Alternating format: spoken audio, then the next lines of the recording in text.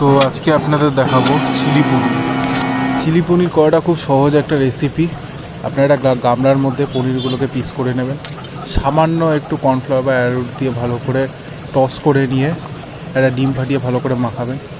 মাখিয়ে নিয়ে সামান্য নুন দেবেন, খুব সামান্য নুন দিয়ে ভালো করে মাখাবেন।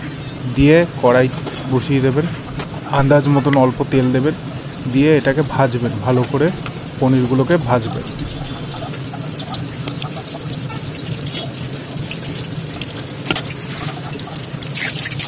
দিয়ে ভাজা হয়ে গেলে একটুখানি উলটপালট করে নেবেন, দিয়ে একটু ব্রাউনিশ হয়ে গেলে পনিরগুলোকে নামিয়ে নেবেন।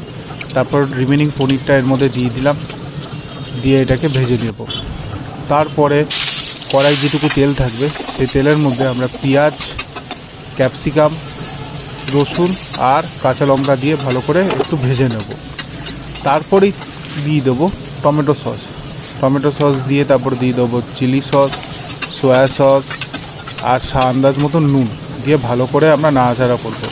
আর যে গামলাতে আমরা পনিরটা মেখেছিলাম তার মধ্যে অল্প সামান্য অ্যারোট দিয়ে সামান্য জল দিয়ে একটুখানি গুলিয়ে নেব, দিয়ে তারপরে ওই জলটা এর কড়াইয়ের মধ্যে দিয়ে দেবো, দিয়ে ভালো করে আমরা এটাকে নাড়াচাড়া করব। আপনারা যদি একটু মিষ্টি পছন্দ করেন একটু টমেটো সস দেবেন। আর আমি এখানে আজিনামোটো ইউজ করিনি। এবার আপনাদের বাড়িতে যদি কোনো অনুষ্ঠান থাকে সেখানে আপনারা আজিনামোটো ইউজ করলেও করতে পারেন, কিন্তু আমি বলবো যে না ইউজ করাটাই ভালো। তারপরে এর মধ্যে একটু সামান্য বাটার দিয়ে দিলাম, বাটার দিয়ে নাড়াচাড়া করব। একটু গোলমরিচ দিতে ভুলে গেছিলাম, সেই একটু গোলমরিচের গুঁড়ো দিতে পারেন, আর সাথে মধু দিয়ে ভালো করে নেড়ে নেবেন। হয়ে গেল আমাদের চিলি পনির। Thank you.